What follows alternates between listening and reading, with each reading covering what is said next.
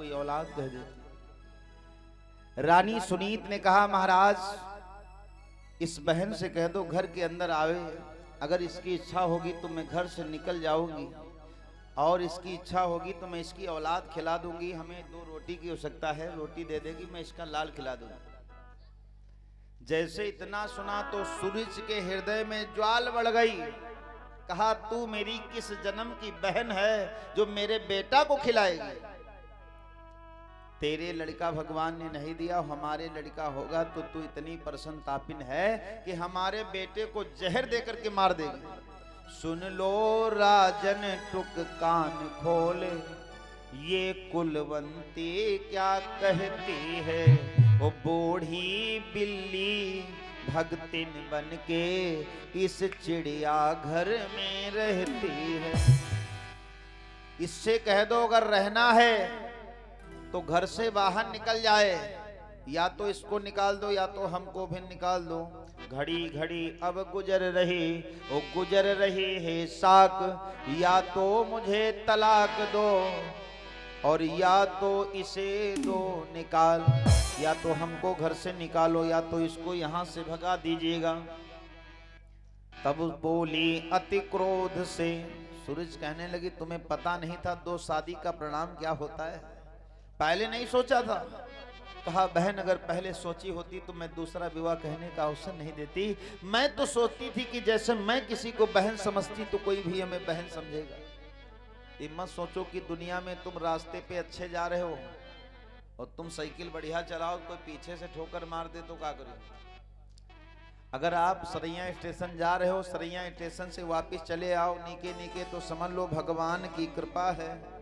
किसकी कृपा है? भगवान की कृपा है। कभी कभी हम अच्छे जो है दुनिया में बुरे नहीं होते हैं ना। हम शराब पी करके बाइक चलाते हैं, लेकिन पीछे वाला जब ठोकर मार देता है तो आप क्या करेंगे?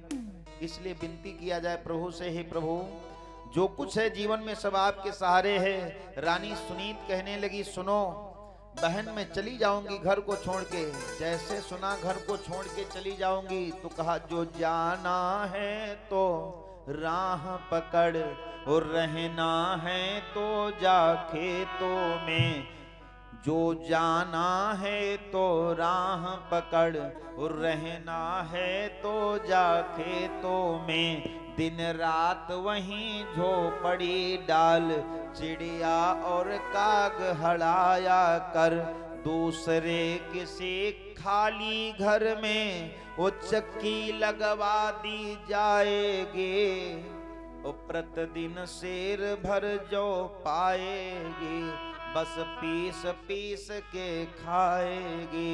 एक खेत के चारों कोनों में दो दही के मटके टंगवा दिए जाएंगे और दूसरे खाली घर में चक्की लगवा दी जाएगी। उसी में जो है तुमको रहना होगा। प्रतिदिन शेर भर जौ को पाओगी। अगर थोड़ा सा दूध दही उसमें से गायब हो गया तो उतना ही रक्त तुम्हारे शरीर से निकाल लिया जाएगा। आहा देखिए रानी सुनीत को घर से निकाल दिया गया। एक खेत के चारों कोनों में दूध दही के मटके टंगवा दिए गए। दिन रात बेचारी हड़ा हड़ा करती है, कभी भोजन करती है, कभी ऐसे सूख जाती है, क्योंकि जिम्मेदारी जो है बहुत बड़ी होती है। जिम्मेदारी बहुत बड़ी होती है। आप विचार करिएगा जब लॉकडाउन लगा तो लॉकडाउन में न जाने कितने भैया लोग प्रदेश में पड़े थे नहीं पड़े थे। और जब लॉकडाउन लगा तो विचार करिएगा, यहाँ पे एक भजन है, ध्यान देंगे वीडियो वाले को। यहाँ पे एक भजन की लाइन है और बहुत आनंदमय भजन है।